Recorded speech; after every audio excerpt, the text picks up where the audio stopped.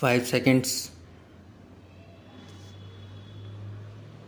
Get ready. I am grateful to my friend, Director of the International Academy of Indian Culture, to have asked me to lay the foundation stone of the Academy building and to inaugurate the function. I associate myself with both of these functions with pleasure. For some time past, I have been familiar with the objects of and the work done by the International Academy of Indian Culture, and I feel that despite its limited resources, the Academy has been done valuable work in the field of research. I believe there are some other institutions also carrying on researches in Indology and other branches of ancient thought, but I do not think any one of them has been able to cover such a range of subjects and such a wide field as to include Southeast Asia, the Middle East, and Central Asia. As the International Academy of Indian Culture, seeing the importance of this work, it seems essential that the Academy should be encouraged in its work as far as possible. Search for knowledge is as interesting a pursuit as the acquiring of it. The ancient knowledge which recorded history and old monuments unravel to us has its limitations. These sources of history do not carry us very far, and in some cases they do not tell us enough of the currents and cross currents of popular thought. Luckily, we have another source of having a peep into the dim and forgotten past. That source consists of ancient works and manuscripts found in a variety of languages and scripts. An examination of this data and its proper integration can also add to our knowledge of that period. Not much by way of research has till now been done so far as the countries of the East are concerned, although scholars are of the view that exchange of thought and mutual give and take on the intellectual level has not been less in Asia than in other parts of the world. By not assimilating that this knowledge, we are not only keeping our information incomplete but are also unable to assess correctly man's intellectual progress through the ages.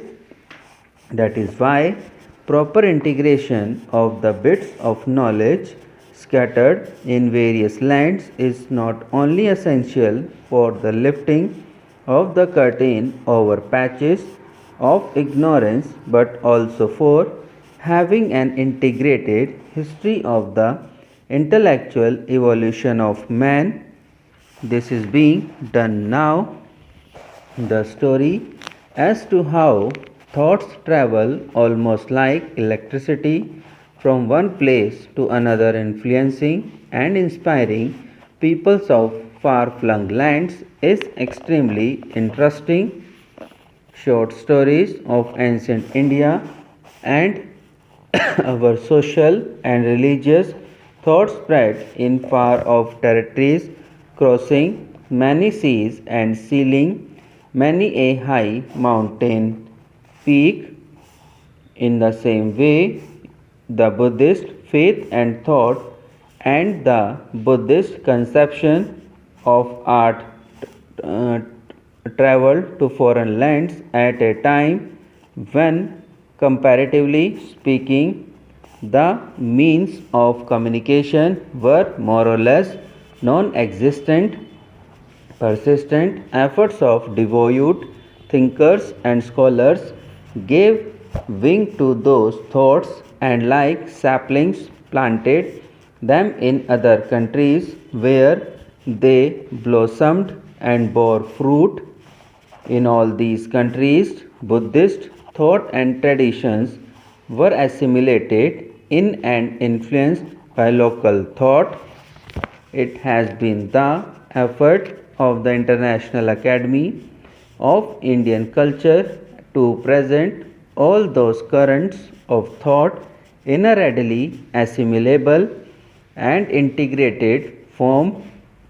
It is gratifying to note that in its efforts, the Academy has met with considerable success, as a result of which it is going to launch its publication program, making a beginning with this. This book is a collective record, an integrated view of the many currents of thoughts that crossed each other throughout vast territories in the Himalaya fastnesses of Tibet and from the Pacific islands of Indonesia up to the snow covered areas in Siberia and Central Asia. India thought had influenced all this vast area in ancient times. I hope the publication of this will throw much light on the undetermined history of these ancient countries and the exchange of thought that once took place among them. I am glad that the International Academy of Indian Culture has planned the publication of such a monumental work. All this information about the ancient history of Eastern countries and their mutual relationship is coming to us at a time when there is an upsurge of awakening discernible in them.